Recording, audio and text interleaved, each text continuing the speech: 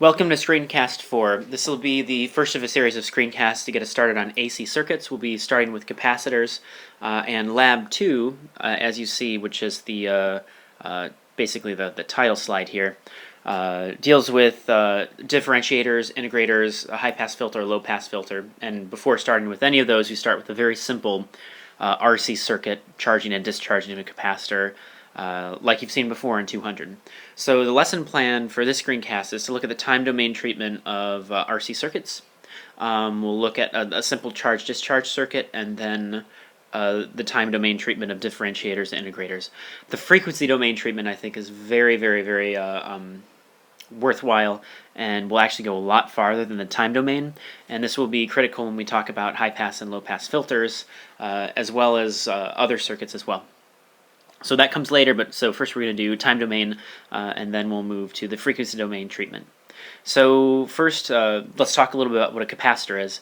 A capacitor is a device that looks like this. It could be actually two plates.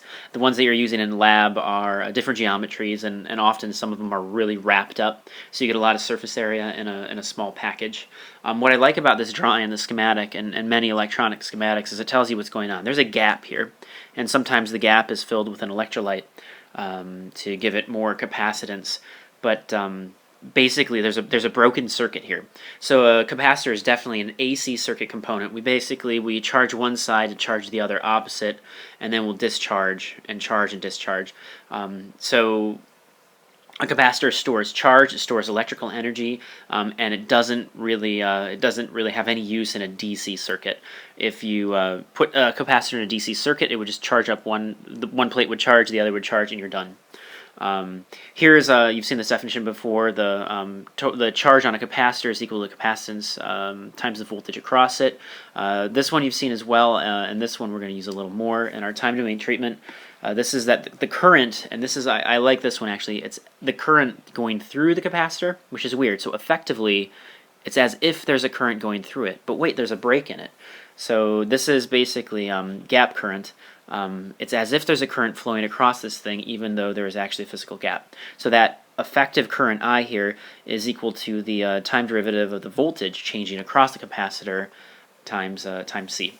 One way to think of this, your student manual talks about, is you can think of a capacitor as a tub of water. So if you believe this is a tub down here, this drawing here, basically the volume of water is the charge on the capacitor. And here's the charge path, filling the tub, and the discharge path is the drain on the tub. And the capacitance of the tub, the ability to store electrical energy, to store charge, is what C is. And then the height, just like we were before in our water analogy, the height is the voltage. And so what we want to think about is this tub in regards to this equation. And then we're going to think of this equation again in a little bit in a different analogy. So if you're going to fill up the tub with a straw, the voltage level is going to change very slowly. So here's the change, right? So if you have a tiny I, the change in the height of the water is going to be small, right? So what if you try to fill up the tub with a tiny a straw, a very, very tiny flow rate?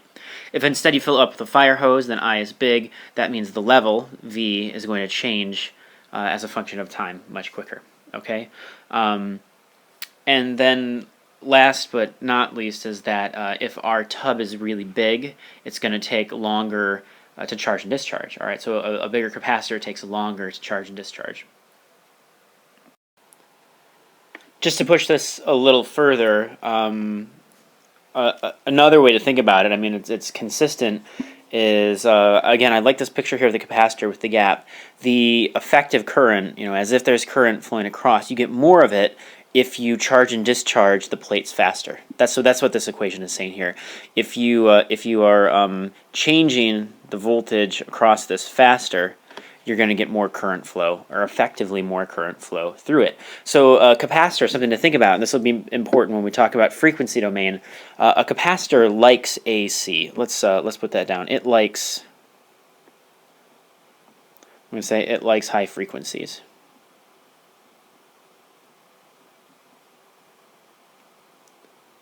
So it likes quickly changing voltage, and it doesn't like DC voltages, where it doesn't change at all. Or if you want to block a voltage, you can use a capacitor. If you want to block DC voltage into a vise, this is one thing that's on your oscilloscope, is basically when you set the oscilloscope in AC mode, what it does is it puts this on the front end so that any DC signal that's going into the scope gets blocked by the capacitor, and you're left over with your AC signal. Capacitors, of course, are used for much other things. But again, if we're looking at I equals C dV dt, this tells us that, look, we get good current flow when V is changing. The faster the V changes across the cap, the more current that it pulls. Let's look at the first circuit in your lab for week 2. And this is just a simple one, and you've seen this before.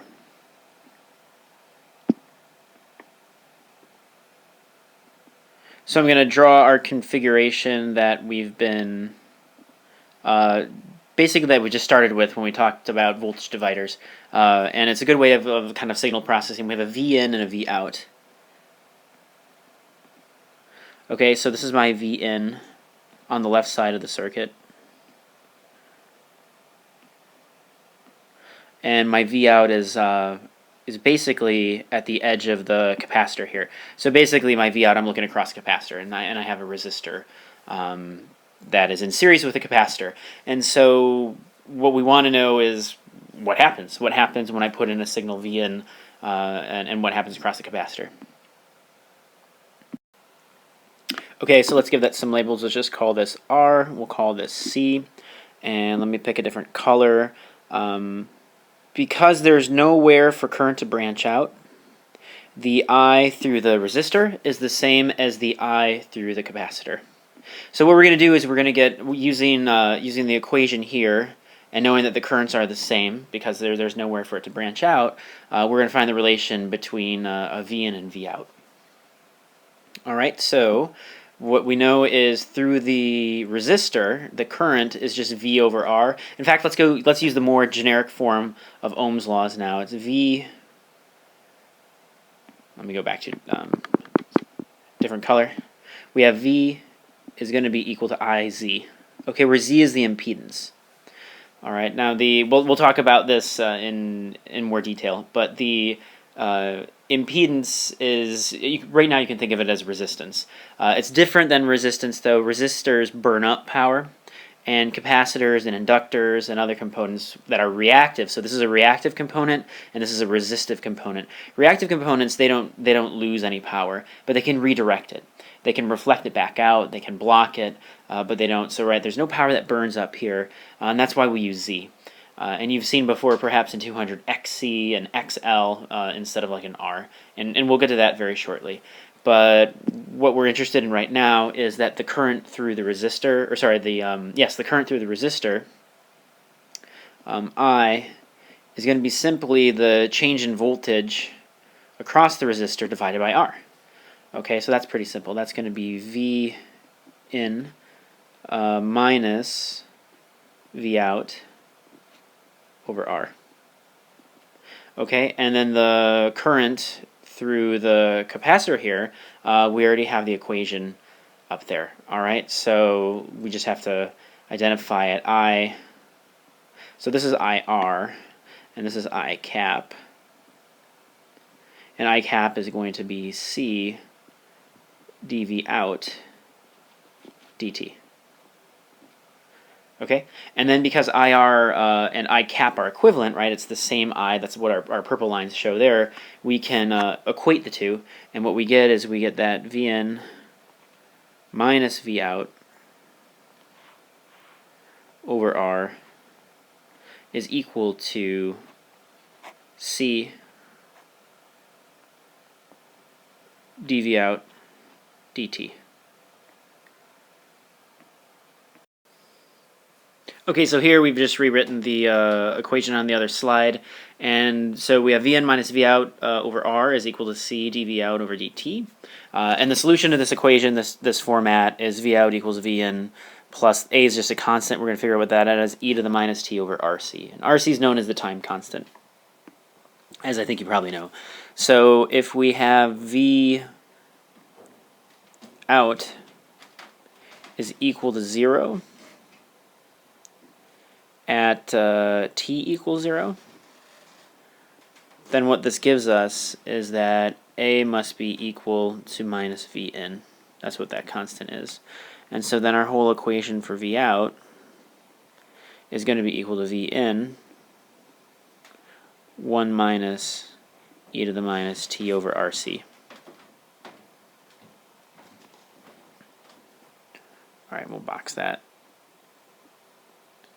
And this would be the charging up of a capacitor. Alright, alternatively, if we're already charged to some value and then suddenly V in drops to 0, then we get a different equation. So this is, I'll write this down, this is the charging.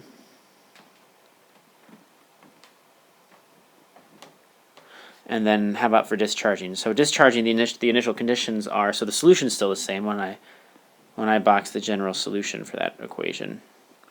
Alright, so in the case where V out is equal to some V,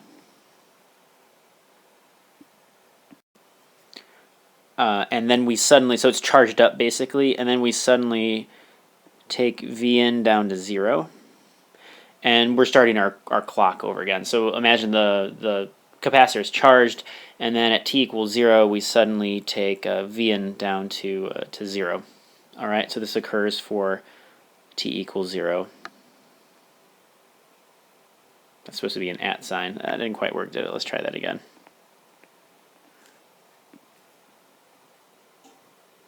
Okay, so at t equals 0, Vn equals 0, you suddenly pull down the voltage, and V out is already at some V, then the boundary condition becomes, then we get A is going to be equal to V. Alright, and so then V out will be equal to V in, or, oops, not V in, sorry.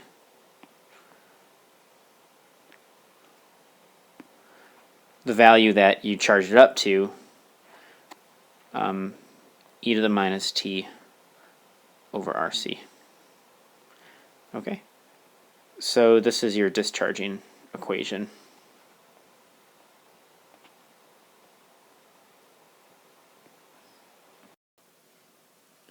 So the curve for charging looks like the graph as followed. You start at 0, and well, what we need to know is what the input is doing. The input, what we're doing is raising it high. We're suddenly putting a high voltage on, and the capacitor does all it can to try to get there, but it takes it some time. It takes time for that tub to fill up, and it does so at this exponential increase. And we know we get to 63% full when we've gone 1 RC. Okay, so RC has units of time, which is why it's called a time constant. And in one RC, that length of time, you're already up 63%. Another rule of thumb that's handy to use is after 5 RCs, you're up almost all the way. There's a discharge curve. I'm not going to plot that on top, but likewise, there's a discharge curve that does the same thing, and it goes down. And what you're going to do in lab is you are going to have your V in is going to be a square wave.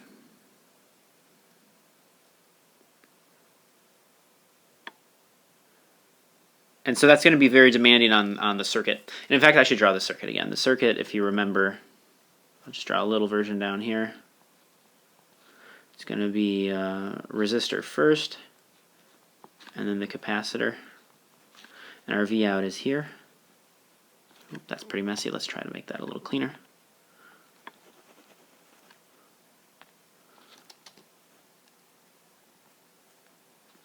A little better. And then Vn. Okay, so Vn is the square, and we're looking across the capacitor.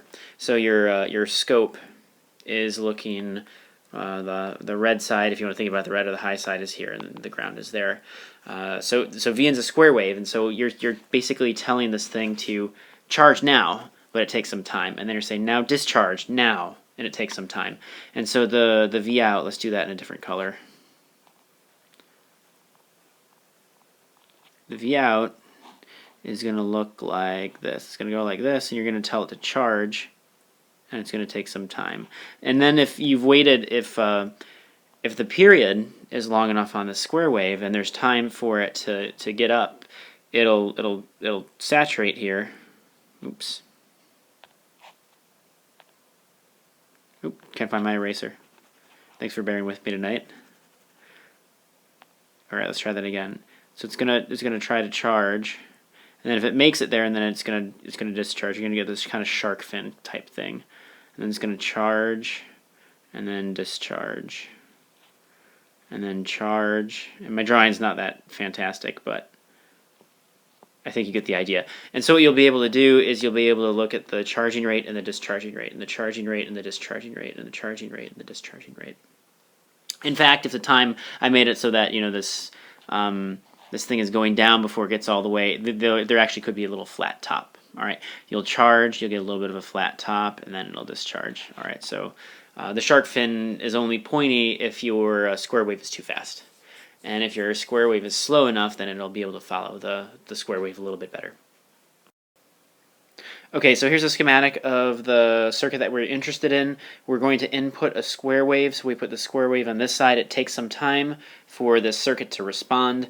And here are different regimes in which you'll be using this very same circuit for multiple things in Lab 2. So the very first circuit you'll do in Lab 2 is going to be in a regime where t, where this is so long compared to the time constant of the circuit, that it has time to respond. So it has time to charge up, and then it flattens out. It makes it. It actually hits that top level, and then suddenly you say no, go down, and it takes some time, but it's able to follow it. Okay, so this is going to be circuit 1. Now, if we speed this up, or rather, and now it's not as great. Like we shorten that, or rather, I suppose we can make RC a little greater. It won't follow as much. This is the shark fin kind of thing. It never quite reaches the top, and then it has to go back down. So what happens is you input, you say go up, and it just takes too long to go up that it ends up coming down before it reaches all the way. And then the extreme case of that is where you make this so tiny that it can't follow it at all. And so it actually averages it out. And when it averages it out, that's an integral. And if you look, the integral of a square is a triangle. All right, see the slope is positive there, so that would be, you can go backwards, you can take the derivative. Look, a positive slope is here, and then this is a negative slope. So pay attention to this. You'll be using this for the integrator, which is one of your circuits as well. And we'll describe it in the screencast also. Okay, let's talk about this circuit that we had just on the slide before as an integrator, and why it works as an integrator mathematically, analytically. Take note first that you have the resistor in series with the capacitor, and the resistor comes first. That's important. When we switch these components, the circuit acts totally differently.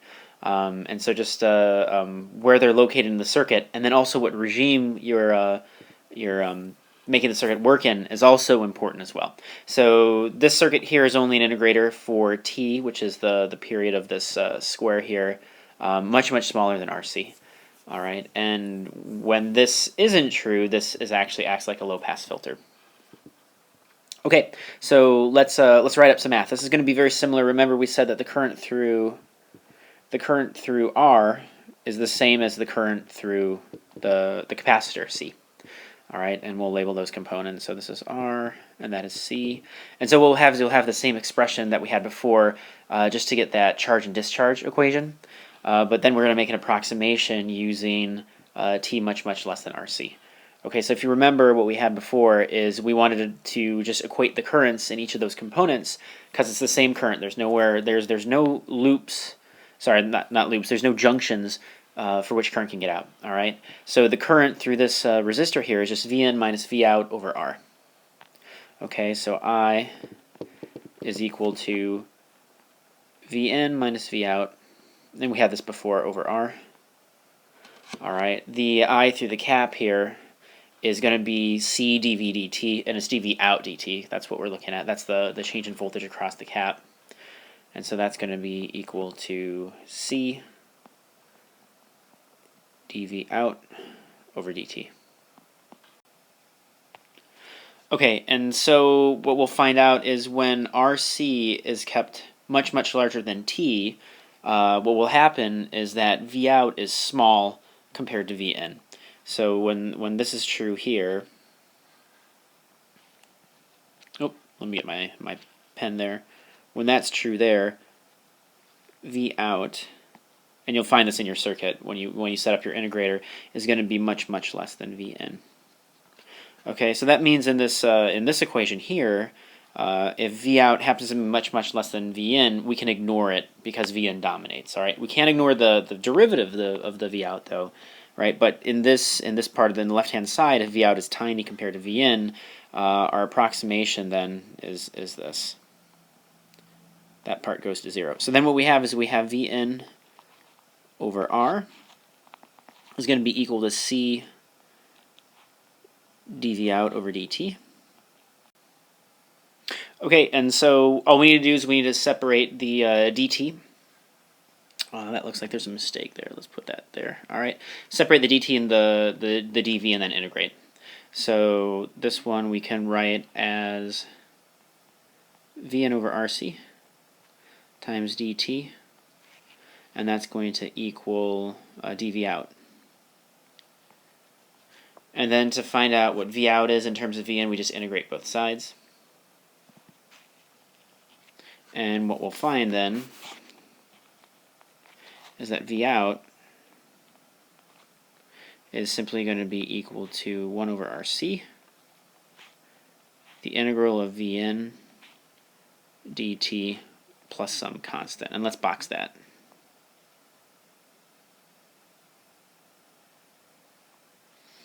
Okay, so by choosing this regime where t is much less than Rc, what we've done is we've made Vout much less than Vn. This you probably wouldn't know unless you read the book or I tell you or you in the circuit. But when you do this in lab, you'll find out that the Vout is actually very tiny. And maybe that's okay, maybe that's not okay. But if you're willing to take a tiny Vout, what's very cool is that it ends up being the integral of your input, Vn. Okay, let's talk about the differentiator. As you can see, it looks almost identical to the circuit before, except one big difference: the capacitor and the resistor are flipped. When we make this kind of circuit and we operate in a regime where the R and the C are much less than the period of the square wave which you're putting in, you'll end up getting the derivative. Here, the derivative of this edge here is just a spike. It should go to infinity, right? But the circuit won't do that. You obviously can't put out infinite volts if you don't drive it with infinite volts, which would be impossible anyway. But anyhow, the derivative here is a delta function positive, and the derivative here is negative, and the derivative where it's high is going to be 0. When we are in this regime here, here's our approximation we're going to use when we do the math. What we're going to do is we're going to say that, let me get my pen. We're going to say that dVout dt is going to be much smaller than dVn dt. And that's going to help us, as you see with the math. Why you would know that this equates to that, I don't think. I don't expect you to know it unless you read, unless you actually build the circuit and do it yourself. But sure enough, when Rc is much less than t, it turns out that the derivative of the output is going to be much smaller than the derivative of the input. Let's go back to here. This is going to be, we're going to use Ohm's law again. We're going to look at the current across the capacitor and the current across the resistor. We know that they're the same. So right, this has all the same I, and we know that the I across the cap is going to be dV dt times C. All right, it's going to be slightly different though because of the Vn and the Vout at respect to the cap here. So what we know is that I of the cap is going to be equal to C, and it's going to be the time derivative of Vn minus Vout.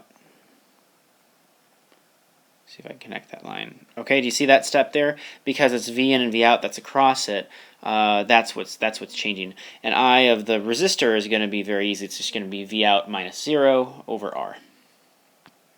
Okay, so that's going to be equal to, let me see if I can move one of these around a little bit. There, that's good. This one is going to be equal to Vout over R. All right, and now let's write that again. So what we have is we have C times dVn dt minus dVout dt is going to be equal to V out over R. All right, now we just simply use our approximation that we made earlier. We talked about how we could make it, and that's now dV out dt is going to be much smaller than dV in, so this term is essentially 0. All right, and so finally that leaves us with you can almost see it right there, is that V out is going to be equal to RC times dV in dt. And let's box that. Okay, so just by being careful about where you choose the regime, R much less than t, the output is going to be the derivative of the input times this constant. That's it for this screencast. This will take you through the first 3 circuits in Lab 2. And our next screencast, we might be able to just do it in one screencast. We'll talk about the frequency domain, looking at these circuits in the frequency domain and looking at high pass and low pass filters.